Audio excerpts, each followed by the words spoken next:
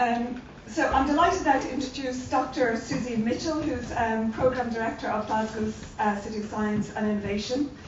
Suzie is a champion of diversity in STEM, and in 2016 was recognised by Equate Scotland as a leading woman of Scotland for her contributions to STEM and Scotland's advancement. In addition to her role as Programme Director at Glasgow City of Science and Innovation, Suzie is a trustee of the James Clerk Maxwell Foundation, a member of the Royal Society of Edinburgh Business Innovation Forum Innovation and Commercialisation Working Group, and a lay governor of Glasgow School of Art Board. Suzie acts as an advisor in EU project and also finds time to contribute to the BBC as a session musician and presenter, which I didn't know about, which we learned about this morning. So how do you find the time? But brilliant. Suzie came to Glasgow in 1996 to undertake a PhD in cancer research at the University of Glasgow's Beatson Institute for Cancer Research, where she was awarded the John Paul Award for Research Excellence. She then became an R&D manager within the NHS, a public policy practitioner for local and national government, and accessibility and inclusion lead for the Glasgow 2014 Commonwealth Games.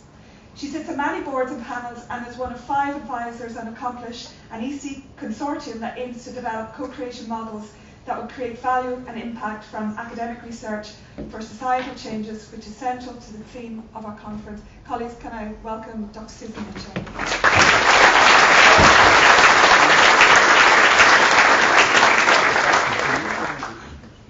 So thank you so much for inviting me today. I'm so delighted to be at UWS this morning, and congratulations to the chair and the committee for what looks like another fantastic programme this year.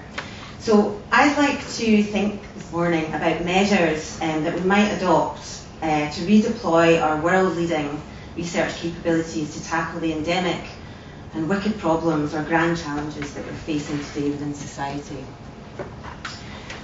So the Glasgow City region has transformed itself over the years into the economic, cultural and academic powerhouse of Scotland. And in recent years, we've been the fastest growing city economy in the UK outside London. We're a designated EU entrepreneurial region for our innovative partnership models and our distinctive offer in science, culture and world-class education. And we've collectively one of the UK's largest knowledge bases within the region. We attract the best talent, and our universities contribute 1.2 billion to the Scottish economy. We host national centres of excellence in things like precision medicine, the enabling technologies and advanced manufacturing, and these clusters connect world-leading facilities to business, academia, government and civic society.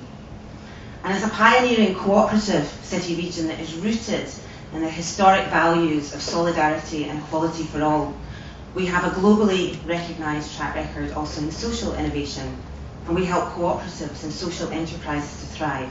And all of this within a wider context of an R&D business spend in Scotland topping 1 billion in 2016, and that's the highest since records began. But despite all of this, challenges remain. Parts of the west of Scotland, and Scotland as a whole, still suffer from unacceptable levels of poverty, health challenges and inequality. So not all of this prosperity, I guess, has been shared. Social and spatial inequality stats have been well rehearsed over the years and are key drivers for the Glasgow City region and Scotland's inclusive growth ambitions. But just to illustrate that point again, so we currently have men experiencing an extra 24 more years of good health in affluent areas compared to those living in the most deprived, and that stat's around 23 years for women. On top of this, productivity performance is low in the European context. So why is this? Well, the literature argues that innovation activities in Scotland are constrained by a mismatch of areas of deep R&D strength and industrial capacity. So our research base as a collective is so strong, but the capacity to exploit specific outputs can be lacking. We also know that other small innovative countries invest heavily in applied research and technology development and downstream innovation.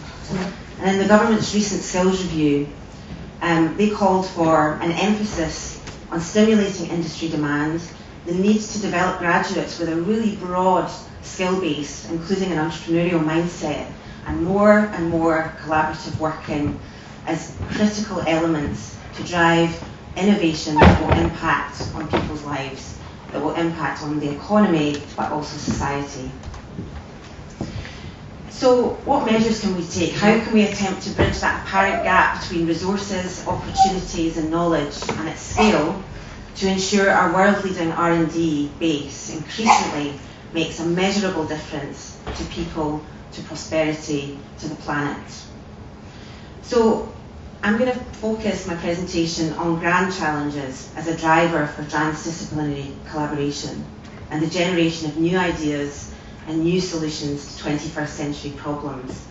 And then at the end, I'll tell you how Glasgow City of Science and Innovation is co-producing programmes to support some of these measures and working alongside universities and policymakers and businesses to do that. So, transdisciplinary research, of course, involves investigators from different disciplines working together to create new innovations that will integrate together to address a complex problem.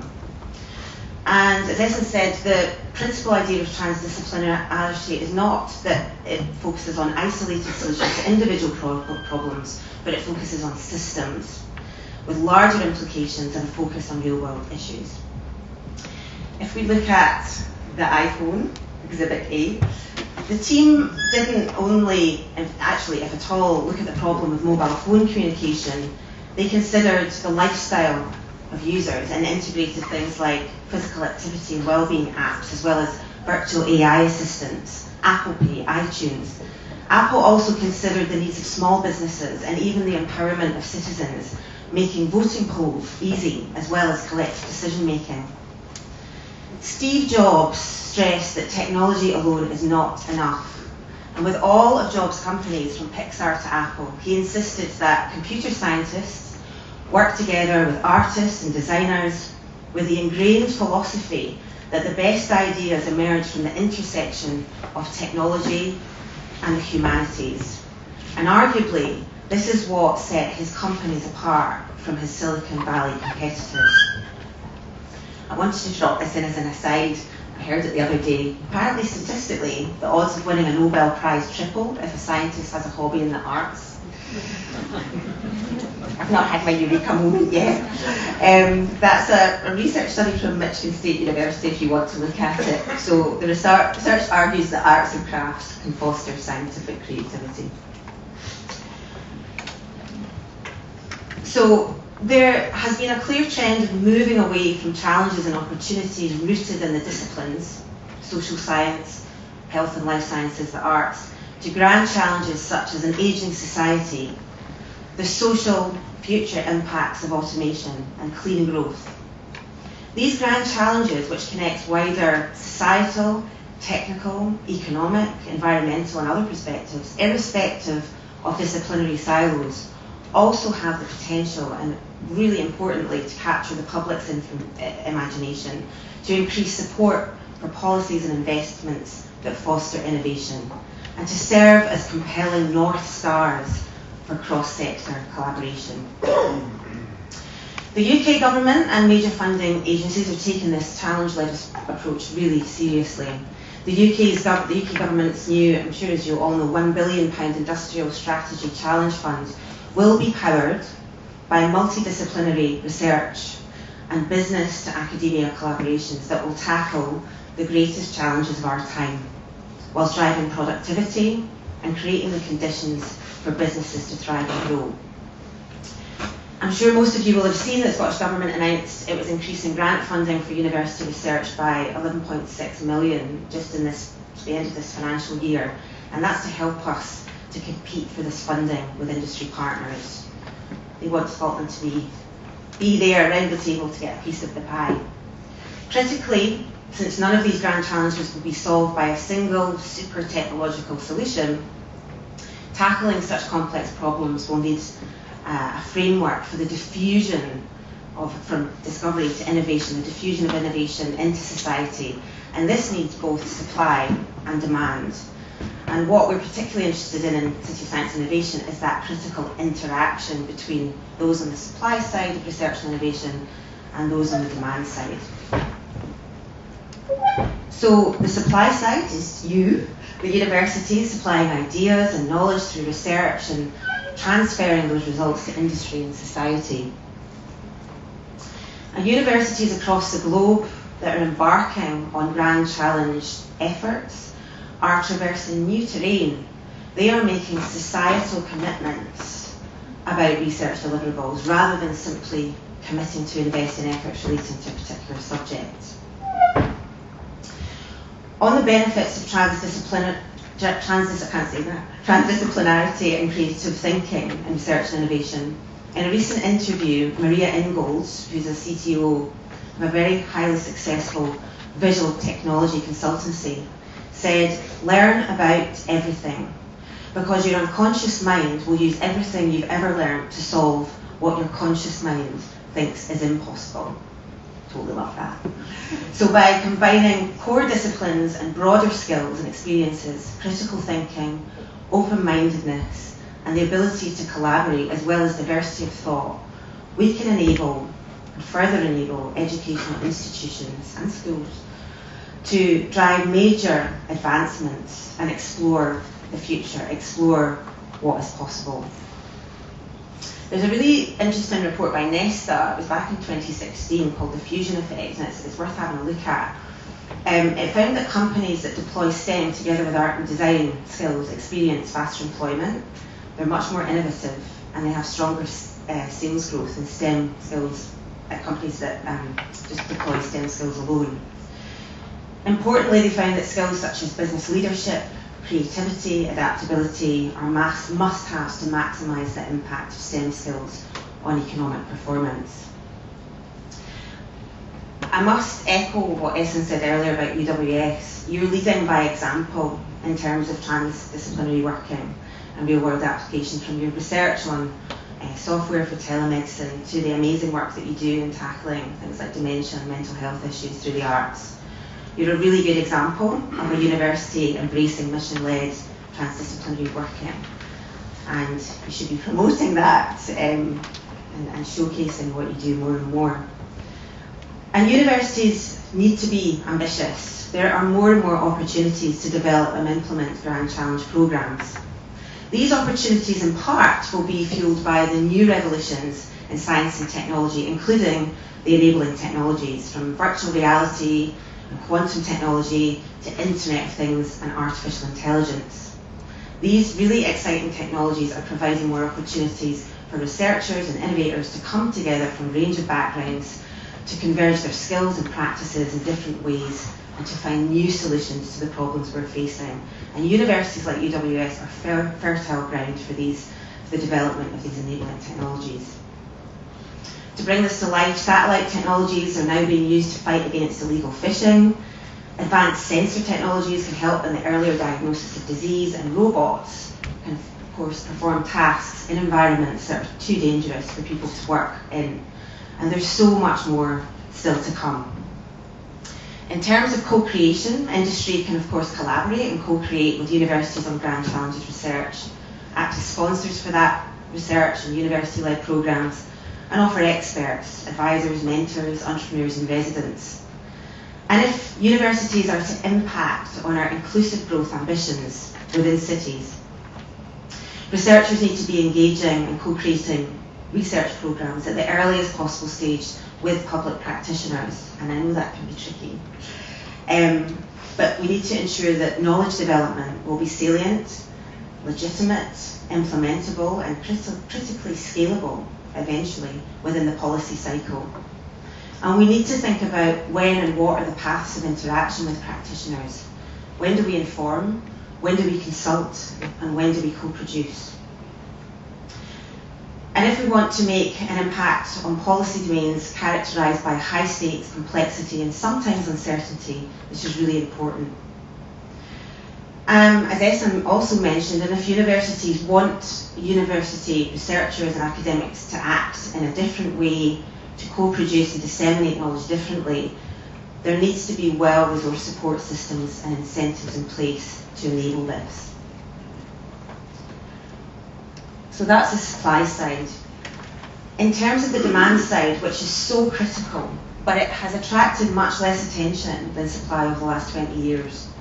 There is a pressing need for new solutions and market signals which will encourage the public sector in particular to adopt new approaches to create better products and services that will drive inclusive growth. It doesn't mean to say that demand-side policies in cities shouldn't be pursued on their own, rather they should be complementary to supply-side interventions. The UK's industrial strategy shows a growing recognition for demand-side approaches to economic development. And demand-side policies will look at things like raising labour demand in key sectors and job quality by offering things like subsidies and tax breaks for businesses. Some cities are driving new markets through transdisciplinary working, through innovative public procurement policies that stimulate innovation, where the government acts as the lead user of new innovations. And that could be technological, process or otherwise. The Scottish Government's new CivTech scheme is a really nice example of that approach. So it supports transdisciplinary collaboration between the private sector, universities, public organisations and citizens to develop better and more human-centred products and public services. And it's worth having a look at their current challenges that they have up there. Critically, this scheme involves open questions that need a solution. So they're moving away from that traditional procurement process for a specified product or service. So some of their new challenges were launched just a few weeks ago and include things like how to collect data around travel decisions to improve public transport and tackle social isolation in certain groups. They want to help young people to manage their digital footprint, and they want to have new ideas in terms of increasing efficiency around NHS waiting times. We're doing quite a lot of work with European partners at the moment, and one of our Parisian colleagues told me about a similar CivTech procurement programme in Paris. And she was saying that they had built this new Olympic swimming pool in the middle of Paris, but they needed a way of heating it, something that was green, something that was cost effective, and something that was innovative. So through this kind of open innovation procurement style programme, an SME called Synergy came up with a pretty cool idea, which was the idea of recovering waste heat, which was generated by the city's computer data servers that sat alongside the swimming pool. So it's these kind of things that can sort of really design kind of new solutions to problems. Infrastructure investment is obviously critical for innovation to thrive. And economic planning and strategy is important. And one of the key things for us is around marketing of what you do to shape and profile demand and making sure that that gets to the right people. And innovation support also might come from embedded structures that better connect resource and capabilities to stimulate support for city actors to interact and converge in new ways. So those kind of structures might be collaboration hubs like our own, or the development of enterprise zones or innovation districts, which are a current area of focus in Glasgow and the west of Scotland. Namely, these are sort of enclaves that aim to merge innovation and employment potential of research-oriented anchor institutions and co-located next to high-growth firms, startups, and well-designed amenity-rich residential and commercial environments. So, on to kind of our projects, I'll just give you a couple of examples of how we're trying to support some of these measures. For those of you who don't know, we are a regional collaboration platform connecting multi-sector actors across the west of Scotland to help impact-driven research and innovation, we hope, to thrive. So our stated vision is on the slide. It's about working together, working in partnership as a collective regionally, to showcase the amazing things we do to each other, but also to the world, and to unlock greater value in terms of our world-class innovation to help drive inclusive growth as well as innovation performance.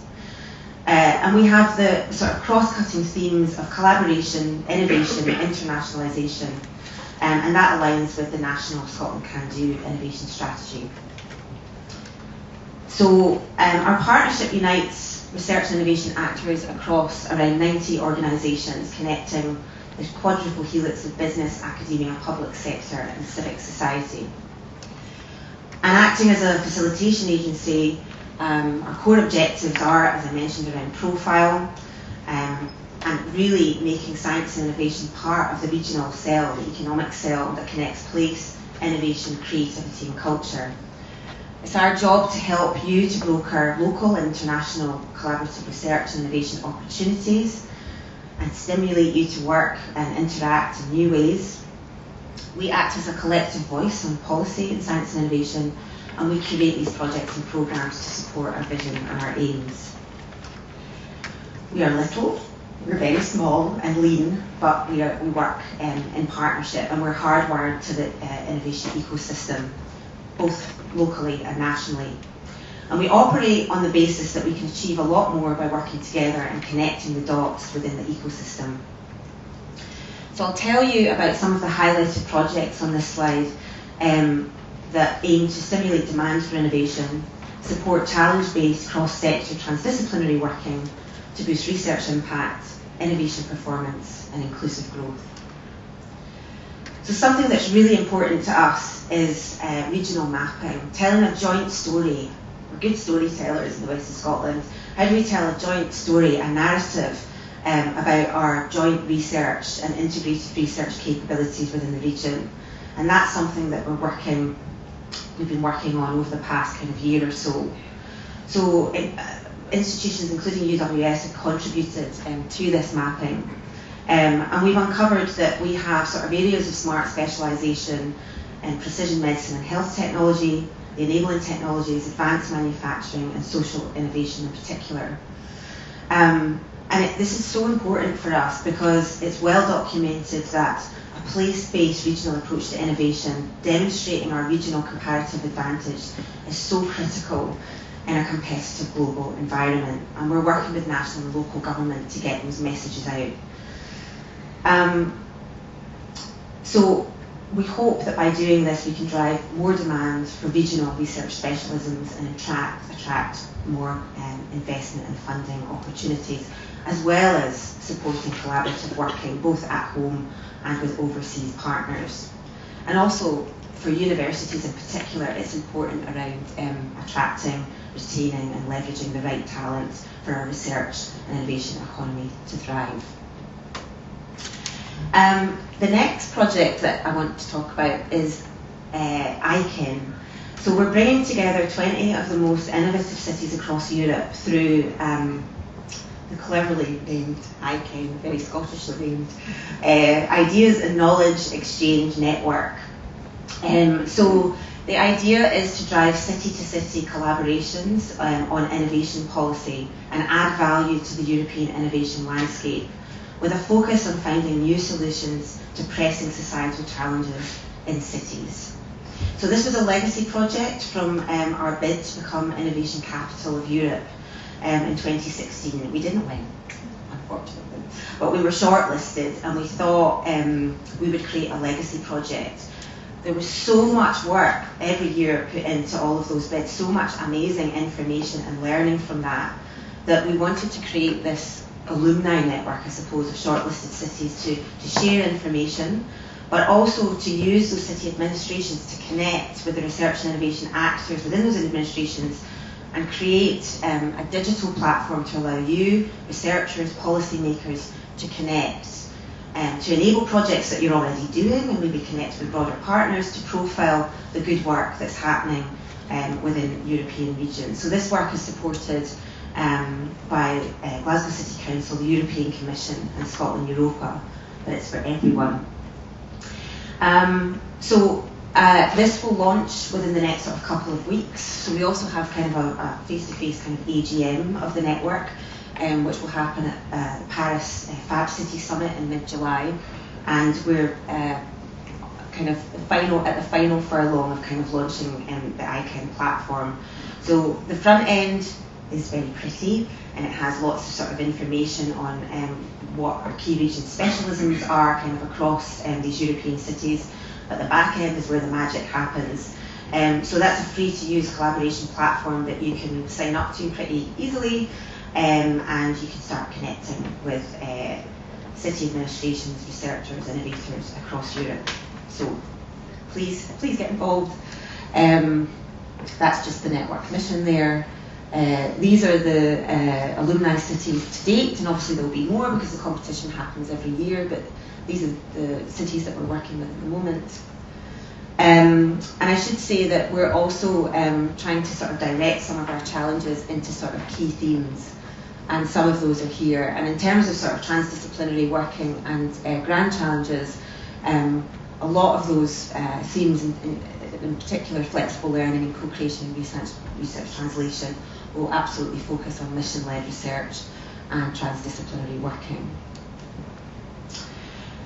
Another project that I wanted to mention was a MOOC that we have co-produced with the University of Glasgow. So to support universities within our region and beyond actually, to co-create with a range of stakeholders in developing research programmes with impact, we've supported the development of a massive online learning course, so led by the University of Glasgow, but involving a range of experts locally and internationally from higher and further education institutions, involving business leaders and also policy makers. So the MOOC, which will kind of go live in October of this year, will give you practical models and examples to help you to translate the research findings into meaningful societal and economic change through co-creation. So the learning outcomes will be that you'll be able to understand the concept of research impact and in the higher education context, the motivating factors for the research impact agenda, and success factors for collaborating with a range of stakeholders, including industry and civic society. So it's for anybody basically within the higher education sector, from postgraduate students to academic staff and non-academic research professionals, including research managers. And that's everybody that's been involved in the development of that. We're also the lead organisation for VentureFest Scotland, which is the National Innovation Summit, which is about unlocking productivity by demystifying that innovation journey and encouraging more enterprises to innovate. So there's we had kind of a main summit every year, but also we coordinated about 60 fringe events kind of over 3 years. So phase 1 of VentureFest was 2014 to 2017. And the next summit is planned for next year, autumn 19. But I wanted to mention one particular fringe event of note called The Art of Possible.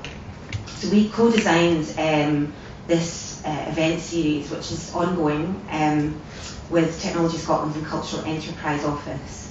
And it's a transdisciplinary programme that brings together design thinkers, anyone can come along, scientists, civic entrepreneurs, STEM, social scientists and creative industries to engage in our thriving, enabling technology sector and to consider the applications of this new tech to local civic challenges, new investment opportunities and market disruption. So just as an example, at our last event, The Rise of the Robots, we explored how humanoid robots are training adults with autism to recognise social cues to boost their employability prospects. So that just gives you a flavour of, I guess, some of the partnership programmes that we are working with and co-producing with partners to support challenge-based and cross-disciplinary approaches to research and innovation. So just in conclusion, I guess we need to nurture and value critical thinking, creativity, diversity of thought, and importantly, critically, collaboration across borders, as well as knowledge, let's not forget that, within our educational system, from early years all the way through to higher education, to help us and the next generation to thrive, to adapt and to innovate in our uncertain future. Thank you.